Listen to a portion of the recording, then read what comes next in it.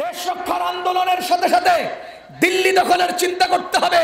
আমার তাজমহল আমি আবার ফিরিয়ে চাই, আমার দিল্লির জামে মসজিদকে আমি আবার ফেরত চাই, আমার দিল্লির লালকেল্লা আমি ফেরত চাই, আমার সেই কুতুব মিনার আমি ফেরত চাই। এরকম আওয়াজ দিয়ে আমাদেরকে সামনে এগোতে হবে। খোদার কসম, সেই দিন বেশি দূরে নয়, গজওয়াতুল হিন্দের আওয়াজ উঠলে ভারত খান খান হবে।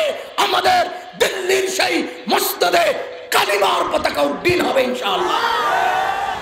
দেশের উপর আক্রমণ আসার সম্ভাবনা থাকলে ঘুমাইয়া থাকার সুযোগ আছে না ক্ষিপ্ত হওয়ার সময়?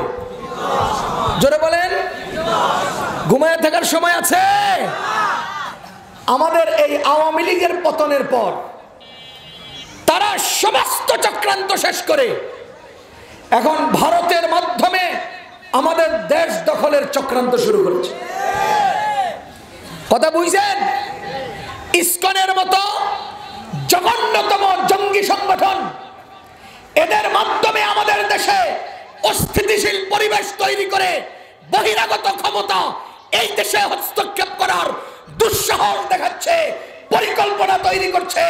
ভারতের সেই সাইড থেকে বাংলাদেশে অগ্রসর হওয়ার দুঃসাহস করছে। মনে রাখো ও ইন্ডিয়ার হিন্দু সম্প্রদায়, মনে রাখো তোমরা যেই প্রাণীর মুখ খাও আমরা সেই প্রাণী পুরোটা গিলে খাই। তোমরা যেই প্রাণীর মুখ খাও আমরা এই প্রাণী পুরোটা গিলে খাই। তোরা কার লগে খেলতে আসছ বেটা? কথা কন, কথা বুঝতেছেন? এরা অর্থহীন, কোন অর্থ ছাড়া উলু উলু ধ্বনি দেয়, আর আমরা নারে তাকবীরের স্লোগান দিয়ে ওদের ভিত কাঁপায় দিই। কার লগে খেলতে আসছ? কথা বুঝতেছেন আপনারা? তোমরা উলু উলু দাও, তোমাকে উলু উলুর কোনো অর্থ নাই, আমাদের নারায়ে তাকবীরে তোমাদের ভিত কাঁপে। মুসলমান বলেন, বাংলাদেশ হিন্দুদের না আমাদের? জোরে বলেন আমাদের। ভারতবর্ষ আমাদের। ভারতের মসজিদগুলোকে ভেঙে চুরমার করে দিচ্ছ। মনে রাখো, বাংলাদেশ দখল করার দুঃসাহস দেখাচ্ছ। ভারতের দিল্লির লালকেল্লা আমাদের, দিল্লির জামে মসজিদ আমাদের, তাজমহল আমাদের, হায়দ্রাবাদের চারমিনার আমাদের। তোমাদেরকে বলে রাখছি, যদি বাড়াবাড়ি করো আমাদের দিল্লির লালকেল্লা আমরাই আবার ফিরিয়ে নেব। তোমরা যার মুখ খাও আমরা তারে চিবায় খাই, আমরাই আমাদের সম্পদ ফিরিয়ে নেব। দুঃসাহস দেখাইবা না। ঐতিহাসিকভাবে ইন্ডিয়ার লালকেল্লায় কি প্রমাণ করে? এটা আমাদের বাদশারা বানিয়েছে। ঐতিহাসিকভাবে দিল্লির সেই কুতুব মিনার কি প্রমাণ করে? আমাদের মুরব্বী, আমাদের মুসলমান শাসকদের হাতে তৈরি। তাজমহল আমরা বানিয়েছি, তোমরা কি করছো? আমগো তাজমহলের টিকিট বেচে খাও, আমগো লালকেল্লার টিকিট বিক্রি করে খাও, আমাদের জামে মসজিদে তোমরা টিকিট বিক্রি করে খাও, আমাদের চার মিনারে তোমরা টিকিট বিক্রি করে খাও, আমাদের স্থাপনা দিয়ে তোমরা ভিক্ষা করে খাও। মিয়া, তোমরা আবার দুঃসাহস দেখো আমাদের মসজিদ ভেঙে দিচ্ছ। মনে রাখো, কোরআনে কারীমের সূরা বাকারায় আল্লাহ তাআলা কি বলেছেন? ওয়ামান আযলামু মিম্মান মানাআ মাসাজিদাল্লাহি আন ইউযকারা ফীহা ইসমুহু ওয়া সাআ ফী খারাবিহা। তার চেয়ে বড় জালিম কে আছে? 114 নম্বর আয়াত সূরা বাকারার। ওয়ামান আযলামু মিম্মান মানাআ মাসাজিদাল্লাহি আন ইউযকারা ফীহা ইসমুহু ওয়া সাআ ফী খারাবিহা। তার চেয়ে বড় জালিম, তার চেয়ে বড় সন্ত্রাসী, তার চেয়ে বড় অত্যাচারী আর কে আছে? যে আল্লাহর ঘর মসজিদকে আল্লাহর নামে বারণ করে, আল্লাহর ঘর মসজিদে আল্লাহর জিকির থেকে মানা করে। তার চেয়ে বড় জালিম আর কে আছে? যে আল্লাহর ঘর মসজিদকে ভেঙে গুড়িয়ে দেয়। খোদার কসম, এই আয়াত বলছে বর্তমান পৃথিবীতে সবচাইতে ভয়ঙ্কর জালিম, অত্যাচারী, সন্ত্রাসী ভারতের মোদি, মোদি, মোদি।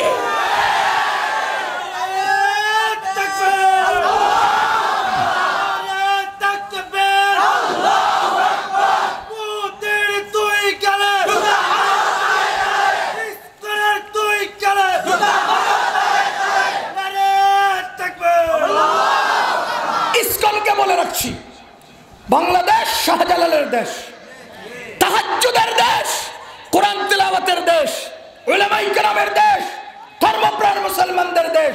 এখানে কোনো ষড়যন্ত্র চলবে না, তোমাদেরকে মাথা উঠাতে দেওয়া হবে না। সব ষড়যন্ত্র বেচতে যাবে ইনশাআল্লাহ। ভারত পৃথিবীর বুকে সবচাইতে বড় সন্ত্রাসী দেশ, অত্যাচারী দেশ। ওই দেশে মসজিদ ভেঙে চুরমার করা হচ্ছে। কথা কন। আমি আপনাকে আয়াতের শেষাংশ শুনাই। লাহুম খিজিয়ুন ফিদ দুনিয়া, তাদের জন্য রয়েছে দুনিয়ায় লাঞ্ছনা। বলেন, তাদের জন্য রয়েছে দুনিয়ায় লাঞ্ছনা। কোরআনে কারীমের সূরা বাকারার কত নম্বর আয়াত? 114। বলেন কত নম্বর আয়াত? লাহুম খিজিয়ুন ফিদ দুনিয়া, ভারতের কপালে ভয়ঙ্কর পতন আছে, ভারতের কপালে ভয়ঙ্কর লাঞ্ছনা আছে, ভারতের কপালে সর্বনিম্ন অপমান অপেক্ষা করছে। খোদার কসম, কোরআন হাতে নিয়ে বলছি, সূরা বাকারার আয়াত দেখিয়ে বলছি, সেদিন বেশি দূরে নয় যেই দিন ভারত ভেঙ্গে চুরমার হয়ে যাবে, খণ্ড বিখণ্ড হয়ে যাবে। লাহুম খিজিয়ুন ফিদ দুনিয়া। আপনারা জানেন সোভিয়েত ইউনিয়ন রাশিয়া দখল করার পরে আমাদের ইমাম বুখারীর দেশ, আমাদের ইমাম তিরমিজির দেশ, আমাদের ইমাম তাহাবির দেশ, আমাদের ইমাম মুসলিমের দেশ, আমাদের ইমাম বড় বড় ইমামগণের দেশ, সে আবু দাউদের দেশ, সেই দেশটাকে তারা মসজিদ শূন্য করেছে, মাদ্রাসা শূন্য করেছে, কোরআন শূন্য করেছে, মসজিদকে আস্তাবল বানিয়েছে। সেই সমাজবাদী মতবাদ মাত্র 74 বছর 75 বছর দুনিয়াতে ছিল। এরপরে আফগানিস্তানের মোল্লাদের পিটানিতে এমন ভাবে খণ্ড বিখণ্ড হয়েছে, সারা দুনিয়া সুপার পাওয়ার রাশিয়া লাঞ্ছনার গহ্বরে এমন ভাবে নিমজ্জিত হয়েছে, আল্লাহর কসম রাশিয়া জীবনেও পৃথিবীতে আর সুপার পাওয়ার হবে না। কেন হবে না? ওরা আমাদের মসজিদ ধ্বংস করেছিল, ওরা আমাদের মসজিদকে আস্তাবল বানিয়েছিল, ওরা মসজিদে ইবাদত বন্ধ করেছিল, ওরা মসজিদে আযান বন্ধ করেছিল। এজন্য রাশিয়ার এই দুর্গতি, ভারতের দুর্গতি বেশি দূরে নয়। লাহুম খিজিয়ুন ফিদ দুনিয়া, এদের জন্য দুনিয়ার লাঞ্ছনা অপেক্ষা করছে। ওয়ালাহুম ফিল আখিরাতি আযাবুন আযীম, আর আখিরাতে তো ইয়া বড় আযাব আছে। কথা কি বুঝতেছেন? সুতরাং আমি আপনাদেরকে সতর্ক করছি, সচেতন করছি, আমাদের দেশ নিয়ে ছিনিমিনি চলছে। আমাদের দেশ রক্ষার আন্দোলনে সরকার কর্তৃক যদি আওয়াজ আসে, যদি সরকার কর্তৃক প্রয়োজন দেখায়, 71 সালে যেরকম আমাদের রিক্সাওয়ালারাও ইমার্জেন্সি প্রশিক্ষণ নিয়ে পাকিস্তানের মোকাবেলা দাঁড়িয়েছে, আমরাও যেখানে থাকি, যেই মতেরই হই, আমার জমিন, আমার ধর্ম, আমার দুই চোখের মতো। আমার জমিন, আমার ধর্ম, আমার দুই চোখের মতো। আমার ধর্ম নিয়ে কেউ ষড়যন্ত্র করবে, আমার জমিন নিয়ে কেউ ষড়যন্ত্র করবে, আমি ঘরে বসে থাকার মানুষ না, আমি তাদেরকে ছাড় দেব না।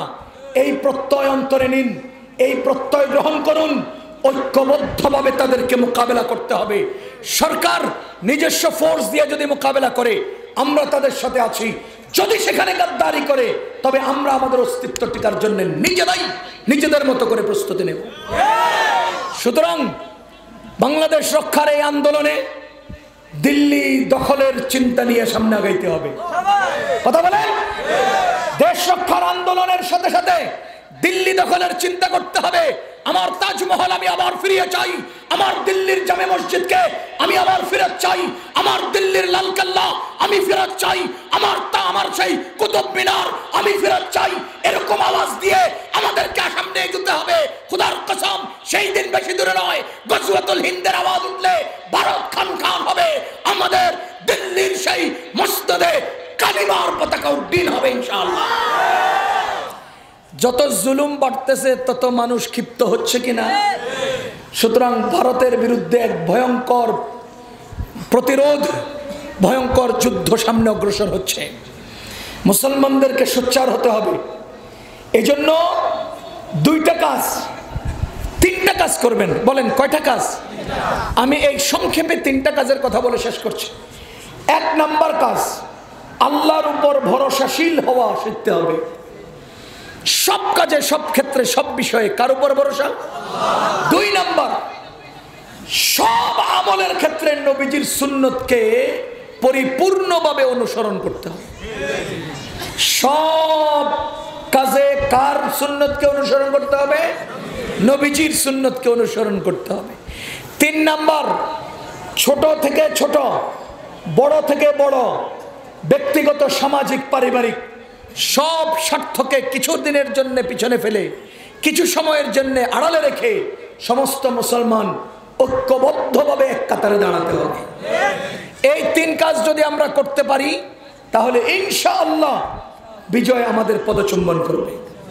আর যদি আমরা বিক্ষিপ্ত হই, যেমন গত সরকারের আমলে দেখছেন না, তাদের ক্ষমতাকে স্থায়ী করার জন্য ওই কোনায় এক দল, ওই কোনায় আরেক দল, ওখানে এক গ্রুপ, সেখানে এক গ্রুপ, শুধু গ্রুপিং গ্রুপিং গ্রুপিং গ্রুপিং করিয়ে রাখছে।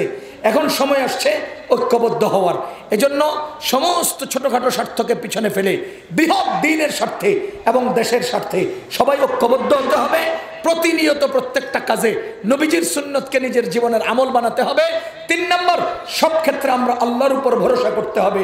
এর পাশাপাশি আরেকটা মস্ত বড় কর্ম, যেটা কর্ম না, যেটা ছাড়তে হবে, সেটা হলো হারাম উপার্জন, হারাম পণ্য ভক্ষণ ছাড়তে হবে, হারাম ছাড়তে হবে। তাহলে ধরতে হবে কয়টা? 3টা। ছাড়তে হবে কয়টা? 1টা। হারাম ধরবো না, হারাম খাবো না। কারণ কি, আমার বাহিরের একটা পাওয়ার প্রদর্শনের জন্য ভিতরে একটা পাওয়ার লাগবে। বাহুর শক্তি বাহুতে না মনে? বাহুর শক্তি বাহুতে না মনে? এখন আপনি যদি হারাম খান তো মনের শক্তি হারিয়ে যাবে, বাহুর শক্তিও হারিয়ে যাবে। মনের শক্তি হারিয়ে গেলে বাহুতে শক্তি থাকবে না। এজন্য হারাম খাইয়া বাহুর মনের শক্তি নষ্ট করা যাবে না। হারাম থেকে নিজেকে বাঁচাতে হবে, সুন্নত মতো চলতে হবে এবং আল্লাহর উপর ভরসা করতে হবে। সবাই ঐক্যবদ্ধভাবে নিজেদের দেশ ও নিজেদের ধর্ম রক্ষার মানসিকতা তৈরি করতে হবে।